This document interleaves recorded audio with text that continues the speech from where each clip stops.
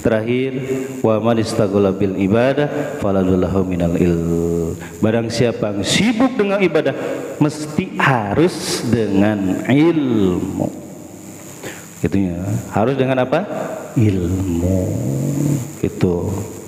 Wa kullu man bi ghairi ilmin ya'malu amaluhu mardudatun latuk balu. Barang siapa yang beramal tidak didasari dengan ilmu, amaluhu mardudatun, amalnya akan ditolak, latuk bal alias tidak diterima. Pakai latuk bal segala gitu, tidak diterima maksudnya, ditolak itu maksudnya tidak diterima. Oh Allah, itu kalau ibadah tidak pakai ilmu. Insyaallah kita mau ibadah pakai ilmu.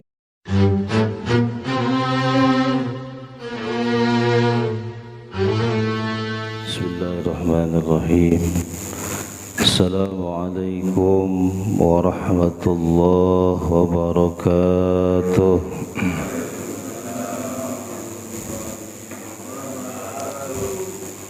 Alhamdulillah, alhamdulillah rabbil alamin, wal aqibatu lil muttaqin, wala udwana illa 'alal zalimin. Salatu wassalamu ala asyrafil anbiya'i wal mursalin, sayyidina wa maulana Muhammadin wa ala alihi wa ashabihi ajma'in.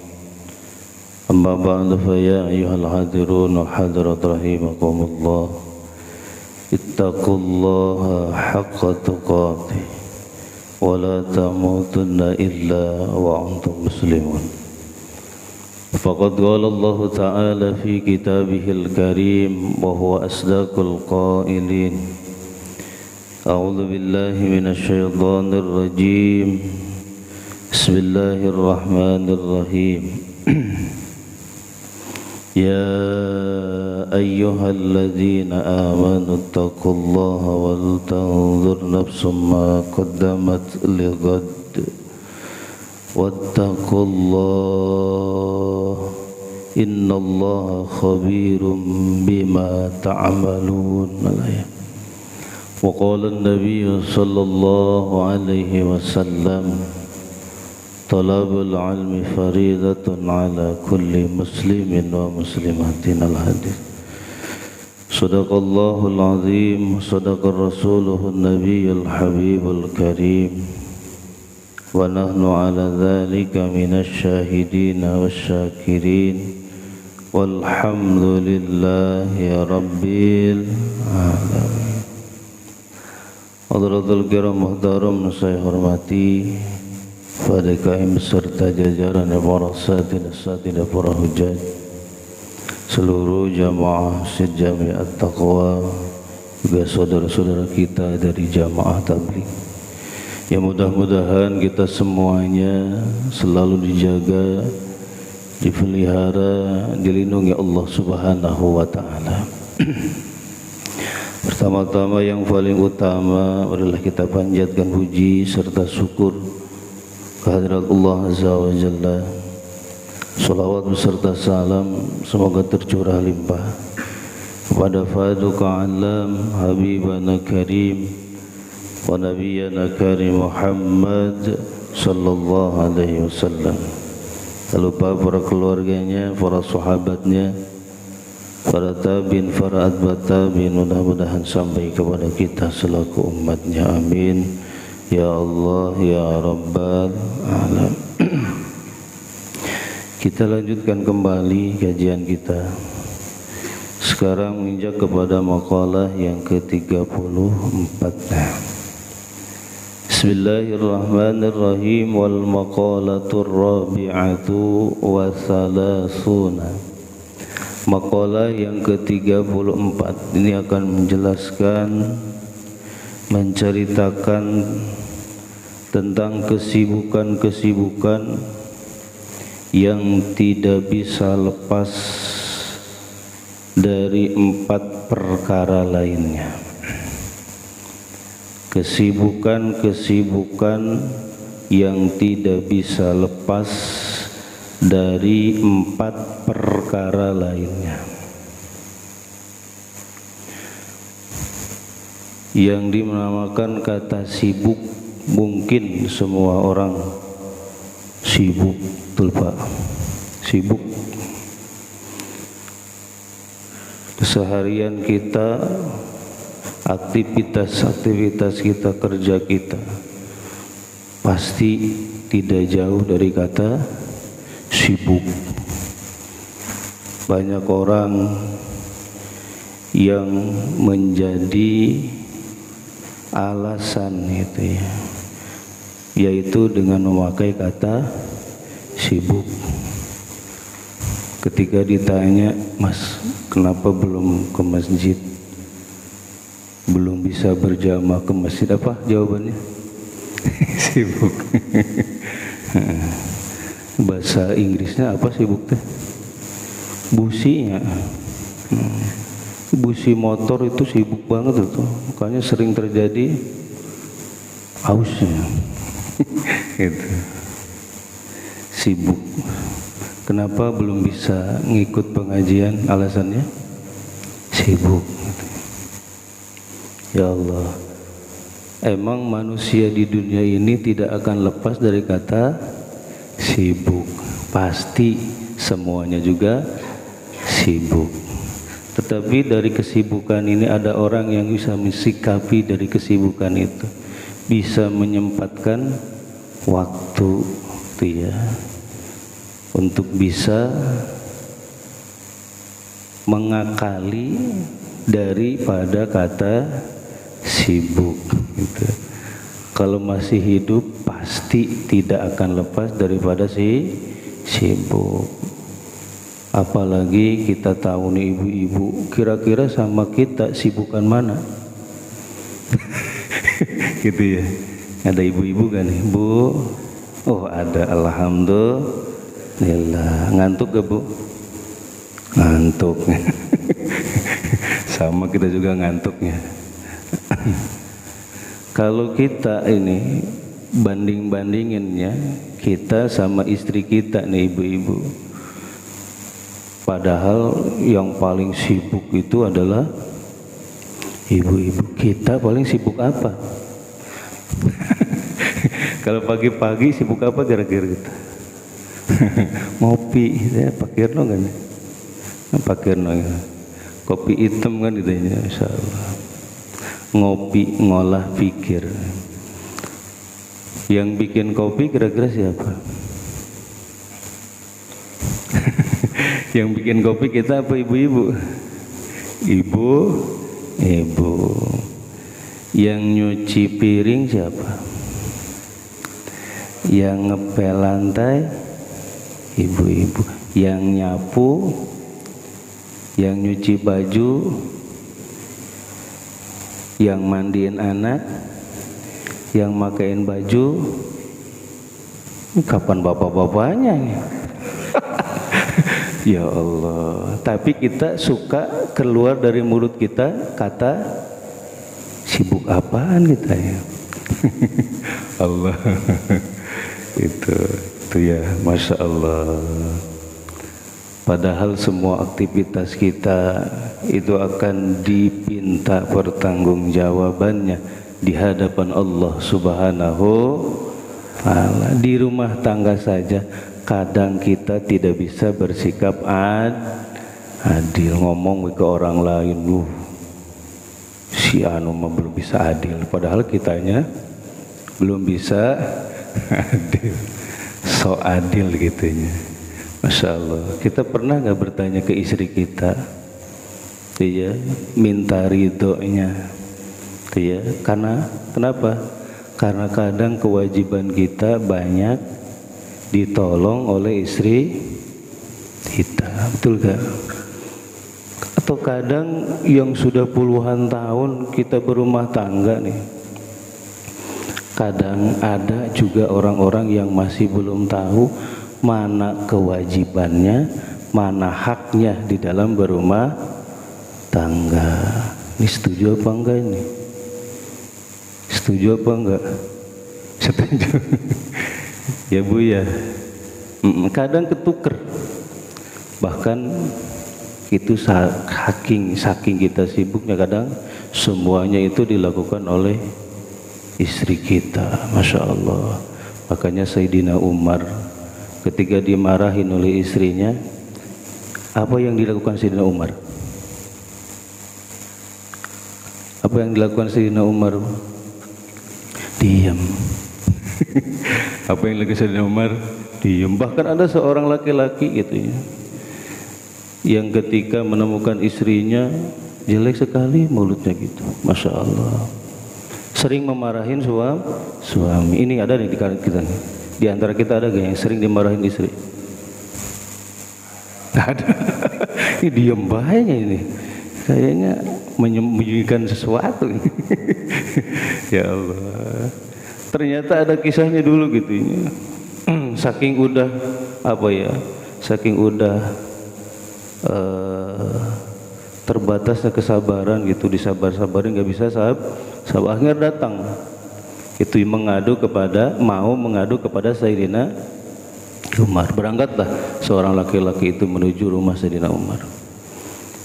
Nah, belumlah sampai ke rumah Sayyidina Umar, si laki-laki tadi mendengar nih di rumah Sayyidina Umar ada seorang laki-laki yang sedang menunduk dimarahin oleh istrinya. Pas dilihat ternyata Sayyidina Umar gitu ya.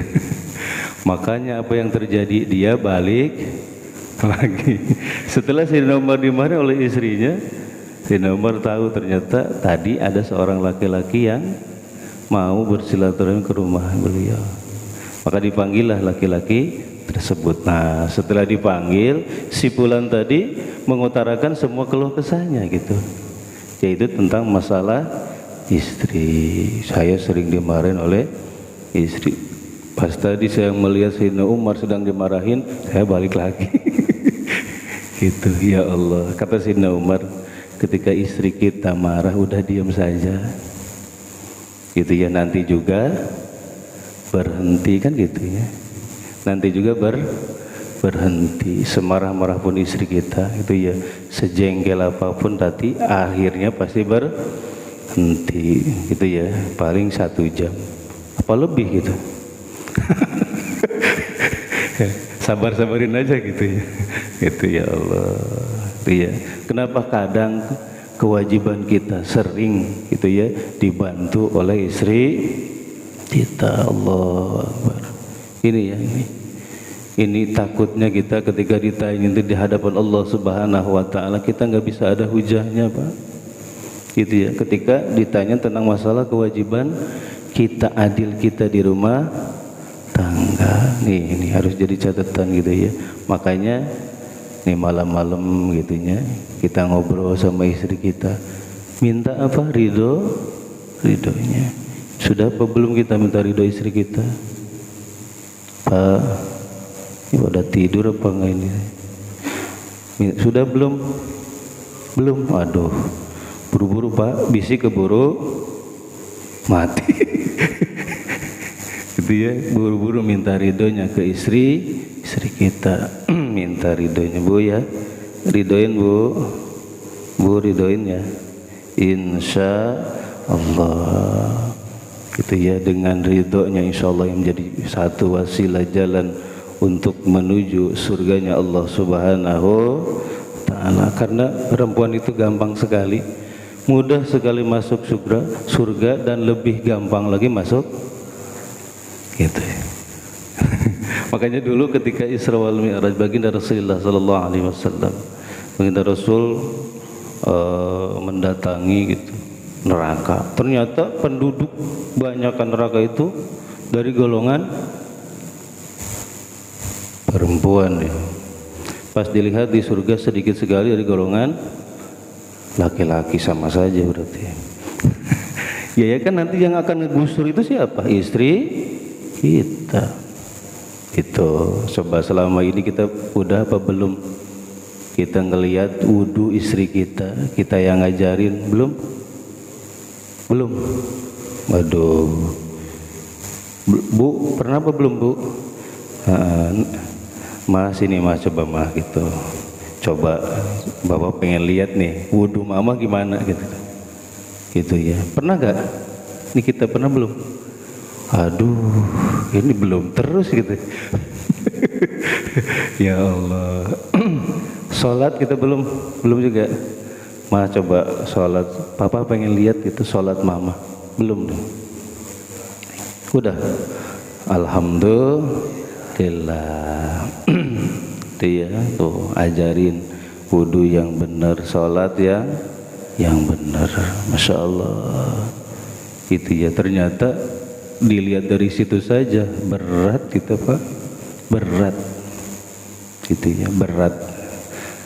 Belum kita ngajarin anak-anak kita yang kemarin, yang 2 tahun kemarin ya, apa teh belajar di rumah teh, yang ngajarin ibu-ibunya apa bapak-bapaknya?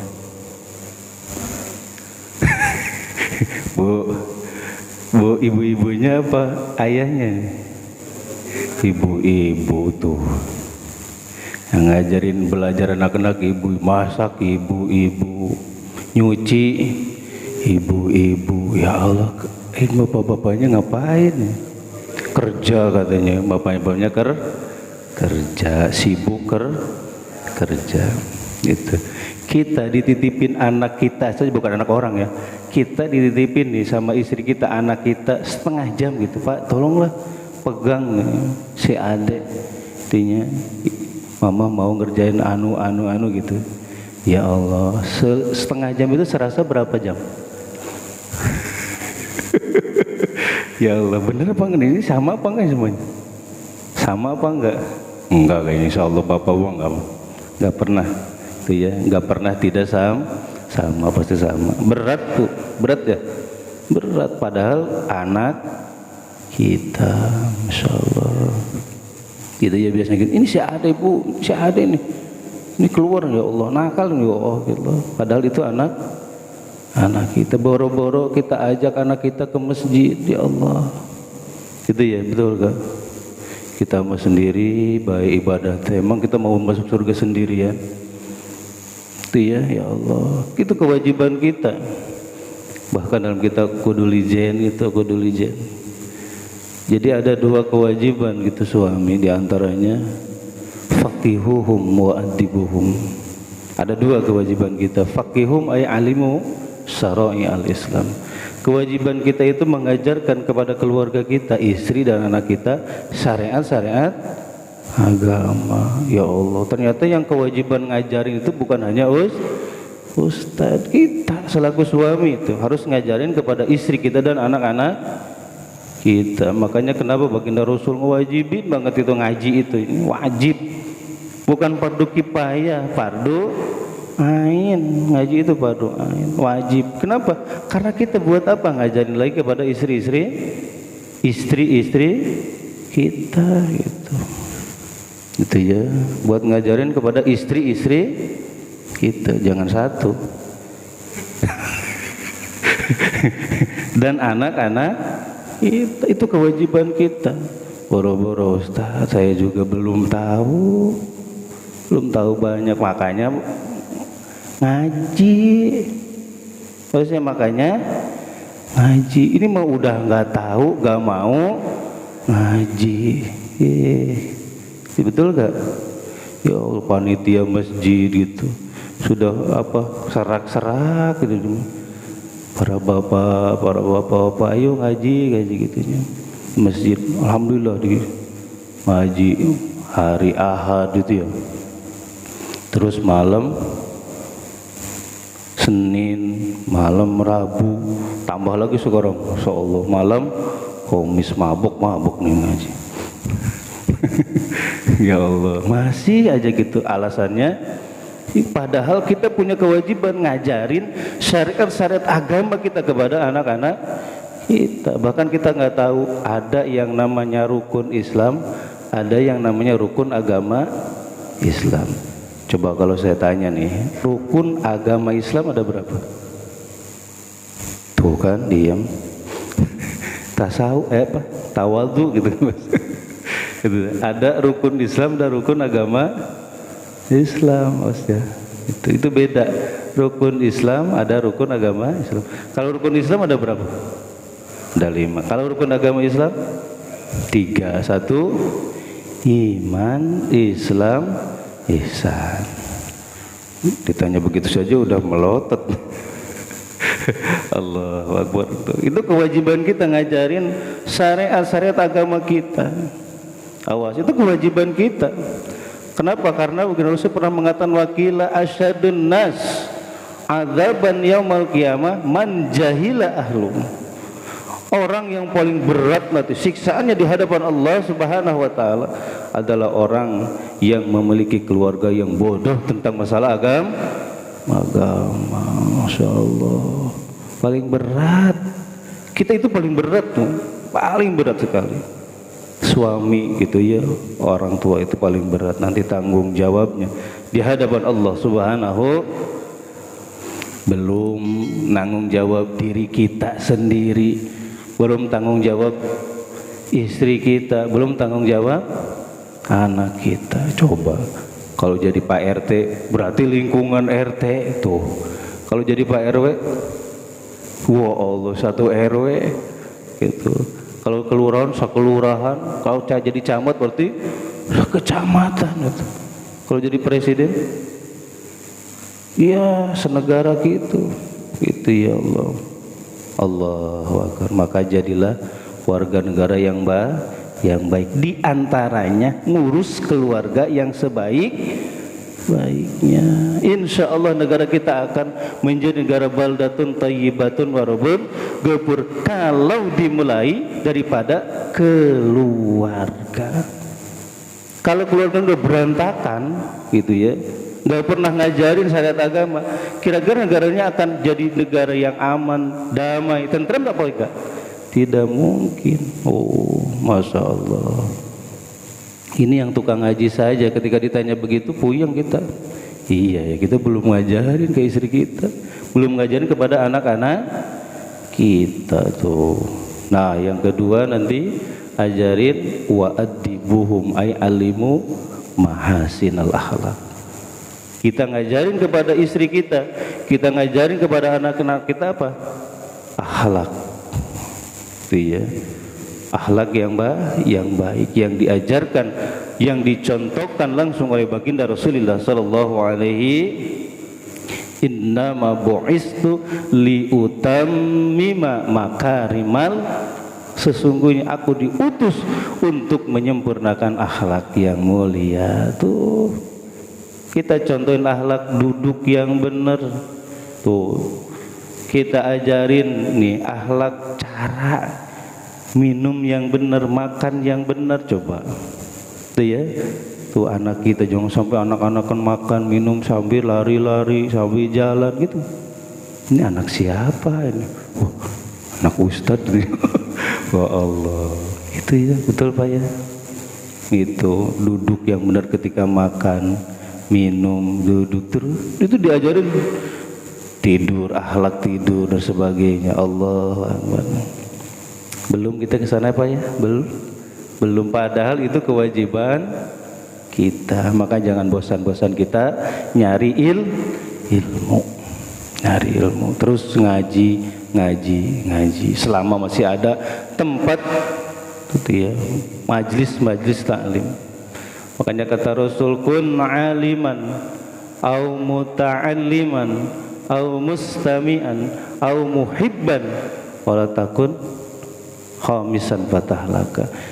Kata Rasul, jadilah kamu mu'allim, orang yang ngajar, au muta'allim atau orang yang belajar, ada kitabnya, ada pulpennya, itu muta'alim namanya.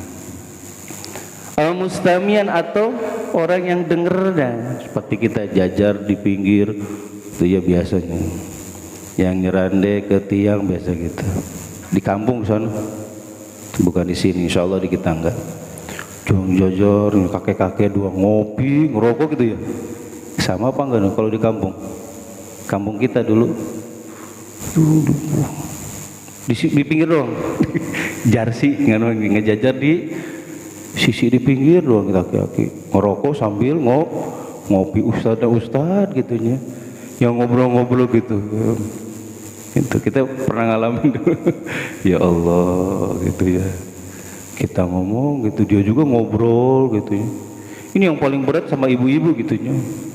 Ya Allah, rame kalau pengajian ibu-ibu rame di mana-mana rame gitu. Cuma begitu gitu. Ketika kita ngomong, beliau juga pada ribut yang bawa anak, cucu segala macam gitu. Allah Akbar. Itu ya. Kita lanjutkan. Itu ya, itu kewajiban kita tuh, awas. Mudah-mudahan kita bisa melaksanakan kewajiban kita. Apa tadi judulnya? Kesibukan yang tidak bisa lepas dari 4 perkara lainnya. An ba'dil hukama, dari sebagian ulama ahli hikmah, man istaghala bisyahawati fala budda lahu minan nisa. Man istaghala, barang siapa yang sibuk, bisyahawati, dengan syahwat gitu ya. Syahawati jama muannas salim, syahwatun syahwatan ya syahwat itu. Sibuk dengan syahwat itu, keinginan nafsu itu.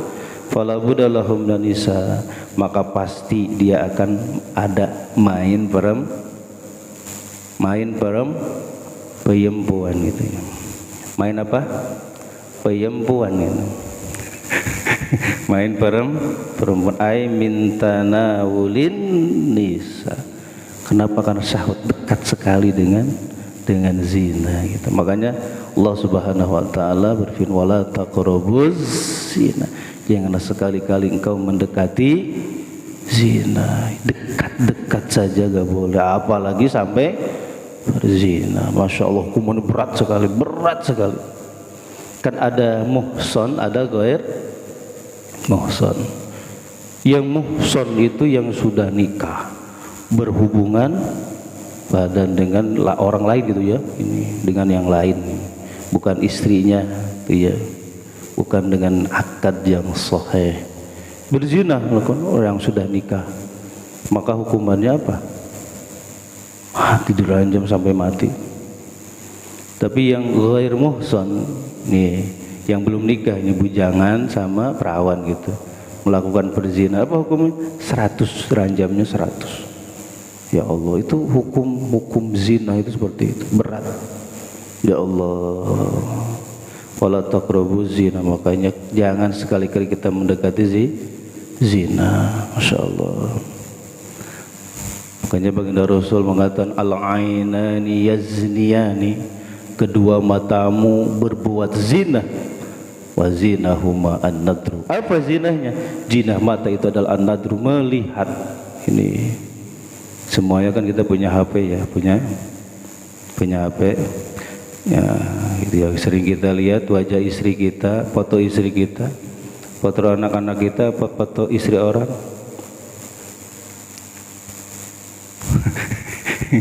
Allahu Akbar. Terus terang saja Pak ya, wajah istri kita apa wajah istri orang? Istri orang. Ya Allah, ibu-ibu ngambek loh, si orang dong.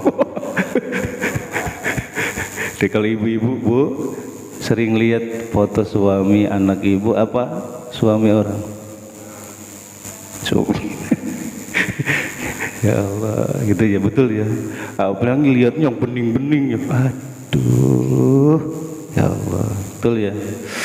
Berat nih, kelas berat sekarang, godaannya kelas berat sekali. Ya Allah, berat, Masya Allah.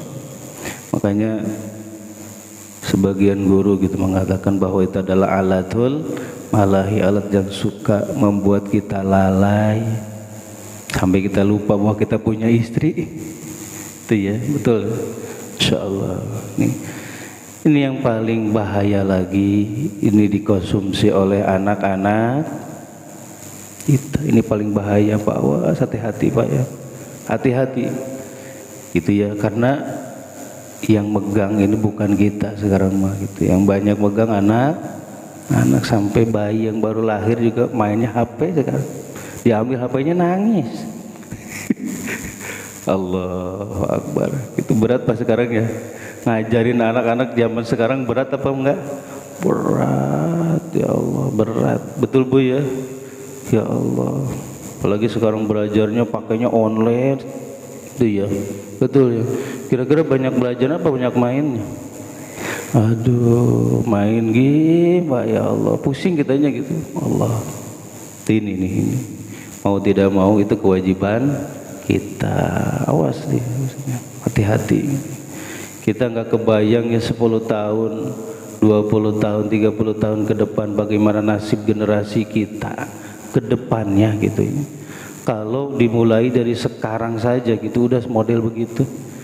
Belajar males, ngaji malas.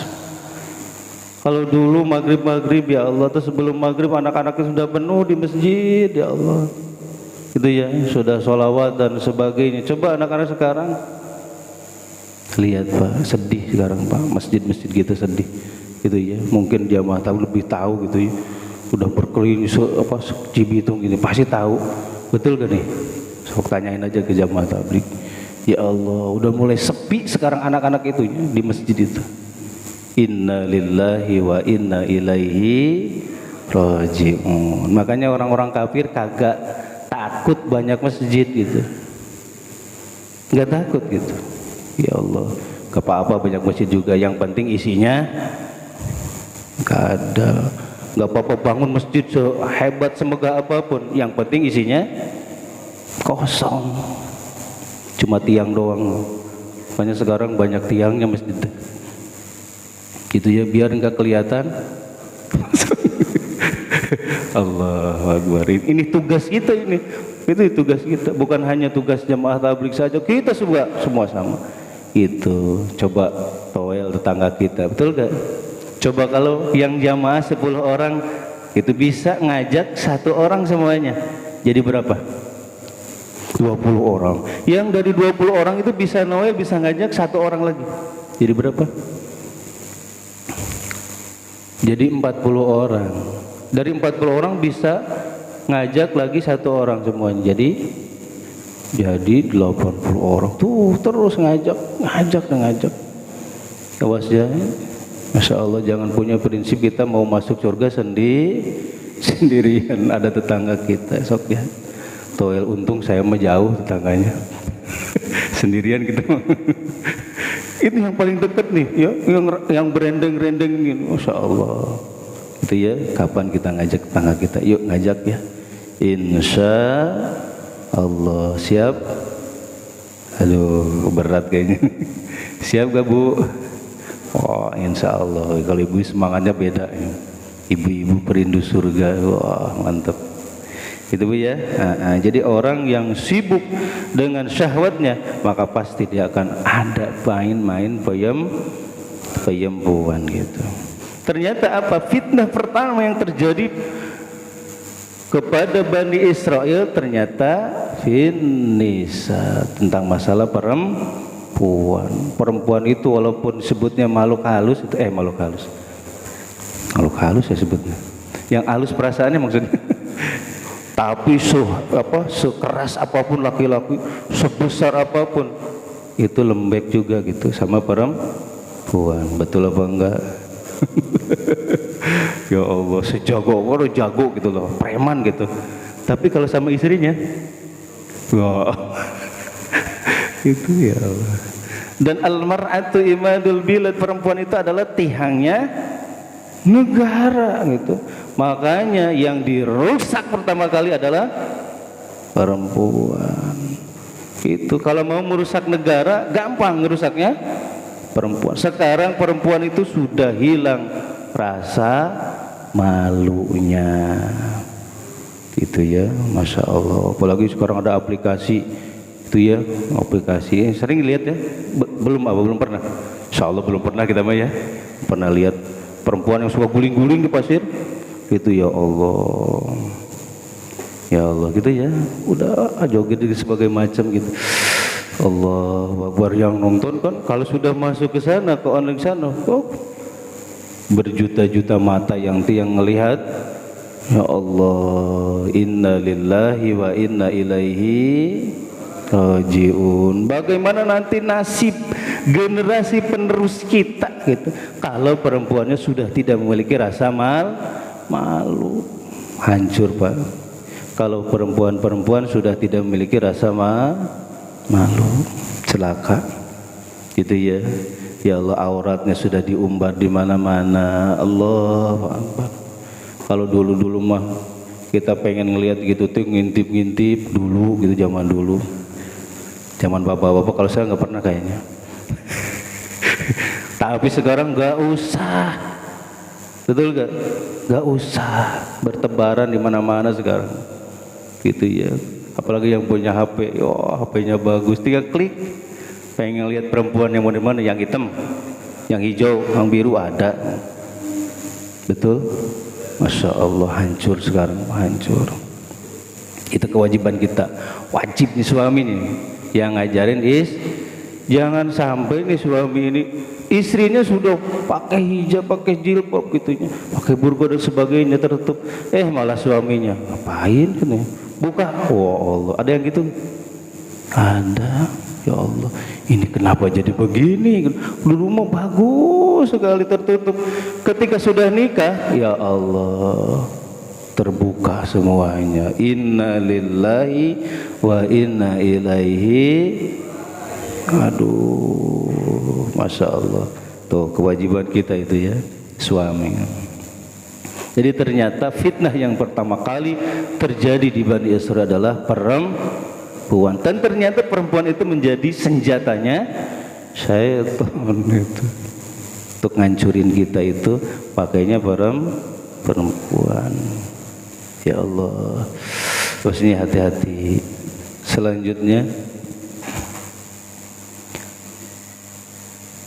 wa man istaghala bi jam'il mal fala budalahu minal haram. Barang siapa yang sibuk mengumpulkan harta, fala budalahu minal haram, maka pasti dia akan terjerumus kepada yang haram. Iya, pasti akan terjerumus kepada yang minal wuqu'i fil haram, terjatuh, terjerembab, terfeleset kepada yang haram. Itu ya, maka hati-hati nih yang suka ngumpulin harta ya. Ya Allah, awas, hati-hati, pasti nanti terjerumus kepada yang haram. Ada juga orang yang mengatakan bor-bor yang haram, yang halal, yang haram juga susah gitu. Ada yang ngomong gitu ya. Bor-bor sekarang mah katanya yang halal, yang haram juga susah. Kata siapa itu? Ini orang yang sembarangan banget ngomong. Padahal adalah halal bayin wal haram bayyinun. Sungguhnya yang halal itu jelas, yang haram itu jelas, cuma ma bainahuma amrun mustabihat. Perkara di antara itu yang masih abu-abu adalah perkara yang subhat. Itu orang-orang yang beriman mah harus jauhin perkara yang subhat. Kenapa? Karena itu tipis banget jatuh kepada yang haram. Itu makan setiap hari, kadang banyak yang kita makan itu perkara-perkara yang masih remeng-remeng itu, betul. Nah kita nih makan daging gitu ya, daging ayam, kita jelas ngelihat ayam disembelihnya apa enggak? Enggak ya. Yang nyembelihnya orang Islam atau orang kafir kira-kira? Itu pakai bismillah apa enggak kira-kira? Gitu ya, loh. Kadang kita seperti itu, lahap banget kalau kita makan chicken gitu ya, ada pre chicken, ada apa chicken kan gitu ya Allah. Padahal kita nggak tahu itu nyembelihnya gimana gitu di pasar. Ini bagian organisasi di pasar nih. Kenapa? Karena orang-orang Nasrani itu tahu, orang-orang kafir itu tahu. Gitu ya, supaya doanya orang-orang Muslim itu mintul. Apa mintul tehnya? Mintul itu apa? Bukan mantul, mintul. Tumpul ya, susah banget ya. Maklum saya orangnya orang kota gitu. Gitu ya. Apa mintul gitu? Apa tadi teh? Tumpul. Doanya bagaimana supaya orang-orang Muslim itu doanya manjur. Nah, bagaimana caranya? Yaitu supaya yang dikonsumsi orang-orang Muslim itu adalah perkara yang haram. Itu. Awas ya. Makanya kita ngedoa, kenapa ini gak diijabah? Ternyata dalam tubuh kita ada perkara yang diharamkan Allah Subhanahu Allah. Itu ini berat makanan gitu, Masya Allah. Harus hati-hati gitu kan. Kenapa? Karena sekarang mah kan kita pengen enaknya saja, betul gak? Segala-segala beli. Kalau zaman dulu nih orang tua kita mau apa, mau ayam itu pelihara dulu ya dari kecil. So kalau kita pulang ya, kita yang tukang ngabisin ayamnya, betul gak? Padahal yang miaranya siapa? Bapak kita gitu, ibu kita gitu. Yang ngabisinnya kita sama anak-anak kita gitu. Allahu Akbar. Itu jadi miara sendiri gitu, Masya Allah. Tapi kalau sekarang ya, beli, yang penting punya uang, tanpa kita sadari gitu, tanpa kita sadari. Kita nggak pernah lihat langsung nyembelihnya gitu. Insya Allah ini hati-hati Pak ya, hati-hati. Makanya para fuqaha caranya gitu kan ya, sebelum kita makan jangan lupa kita baca bismillah. Kan bingungnya sekarang kalau benar-benar kita pengen api gitunya, kalau benar-benar disusul makanan sampai akarnya gitu susah banget kan gitu. Jadi bahasanya udahlah kita baca bismillahirrahmanirrahim. Baca bismillah juga lupa. Kalau makan yang enak-enak lupa kadang gitunya. Kalau makan dengan garam, bismillahirrahmanirrahim, makan garam. Kerasa banget susahnya gitu. Ya Allah. Tapi ketika makan yang enak-enak lupa gitu baca bismillah. Padahal bismillah itu racun bagi syaitan. Syaitan gak mungkin akan ikut makan kalau kita baca bismillah. Maka dalam ajaran kita, baginda Rasul ngajarin kita semuanya pakai doa. Ternyata itu racun bismillah itu bagi setan itu. Makanya gak ikut makan bareng. Pantesan gitu makan puasa lahap banget, banyak banget, kok gak jadi daging gitu ya. Gitu ya. Ternyata yang kenyangnya, yang gemuknya setan. Ya Allah yang ikut makan. Allahu Akbar. Sini hati-hati ya, baca bismillahirrahmanirrahim. Kata setan, iya bismillah itu yang bisa menghancurkan aku. Tapi kata setan, ingat aku akan membuat lupa gitunya umat Islam membaca bismillah. Tuh tiba-tiba udah nggak bismillah kita. Allahu Akbar. Sila itulah bismillahirrahmanirrahim. Baca bismillah. Selanjutnya menistaghala bi manafi'il muslimin. Barang siapa sibuk dengan kemaslahatan, ini yang tukang ngatur nih, tukang ngatur kemaslahatan orang-orang muslim, fala budalahu minal madharah, maka harus ramah. Itu ya, maka harus ramah gitu. Kan ada orang ketika ngurusin urusan orang-orang, ya Allah kucem teh, ya Allah belipet gitu, wajahnya belipet gitu ya, nggak ada muka yang menyenangkan gitu. Itu ya ketika ngurusin orang-orang, ya Allah itu ada, kita pernah gitu, ya Allah kita dimarahin gitu. Iya, kemarin divaksin gitu, divaksin, ya Allah ini kita pas duduk kita langsung dimarahin. Ya Allah ini gimana ini? Makanya sekarang nggak dipakai gitu. Ya enak banget kita nggak gitu, baru juga duduk gitu ya. Allah udah dimarah-marahin seperti itu. Insyaallah. Kan harusnya mah pelayan atau